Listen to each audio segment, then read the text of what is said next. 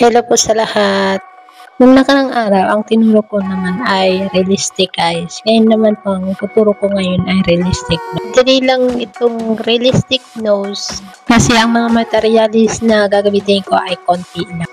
So, unahin na natin itong eraser, HB, stamp, charcoal pencil, brush na malaki at brush na maliit. So, start na tayo.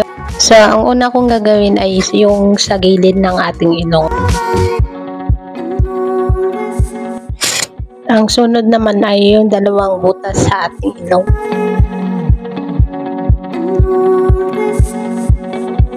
Sunod naman ay yung gilid ng ating ilong.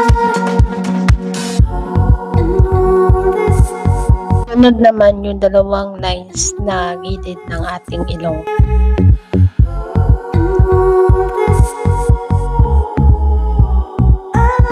Ngayon naman ang aking ginagawa ay yung sa gitna ng ating ilong.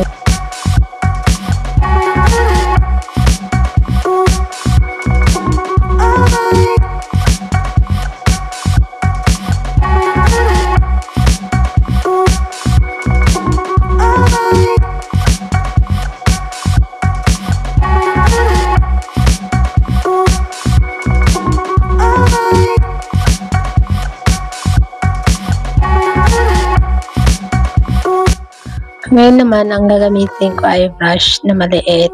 Kakalat ko lang yung HB pencil.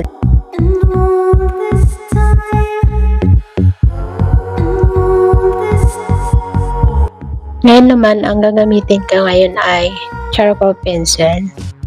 Lalagyan ko ng dark shading ang dalawang butas ng ating ilong.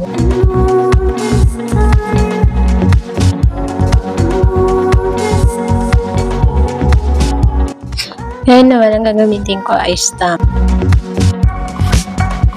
Ngayon naman, ang gagamitin ko ngayon ay HB pencil.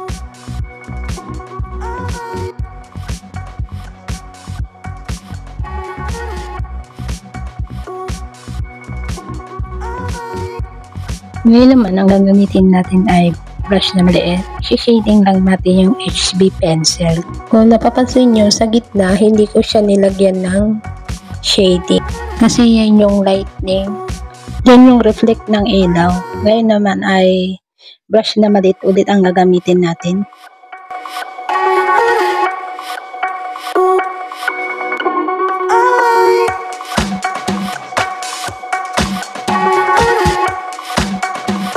Ngayon naman ang gagamitin ko ngayon ay HB pencil. Tatakan lang natin yung gilid ng ating ilong at lalagyan natin ng shade.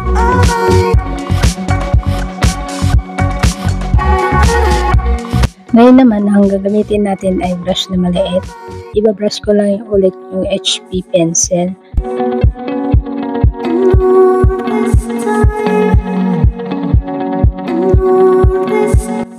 Ngayon naman, ang gagamitin ko ngayon ay pencil eraser. Burahin lang natin yung mga sobra. Tapos gamitin natin yung brush na malaki. Linisin lang natin yung draw. Ito na yung final. Gamitin natin itong HB pencil. I-shade na natin yung sa gilid ng ating ilong para maging dark shading. At para maging realistic nose na siya.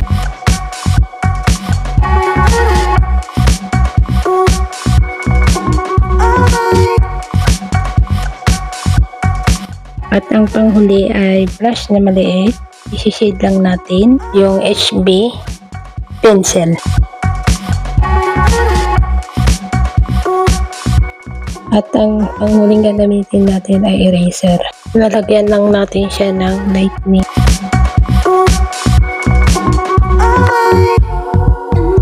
Konting push na lang, matatapos na siya. Linisan lang natin siya, gamitin natin yung brush na malaki. So, tapos na siya. Ito na po yung realistic nose. Sa susunod na video ko, ang ituturo ko naman ay realistic lips. Ipapakita ko sa inyo yung mga materialis ulit dyan, kung ilan ang mga materialis na gagamitin ko. So, hanggang dito na lang po tayo. Sa mga gusto pong matuto ng portrait drawing, try and try lang po. Huwag po kayong sumuko agad. Kasi sa una, hindi po talaga madali. Pero kung gusto niyo po yung ginagawa nyo, at gustong gusto niyo matuto, sipag at mahabang pasensya po ang kailangan dito. So, maraming po salamat ulit. God bless po sa inyong lahat. So, bye-bye po ulit.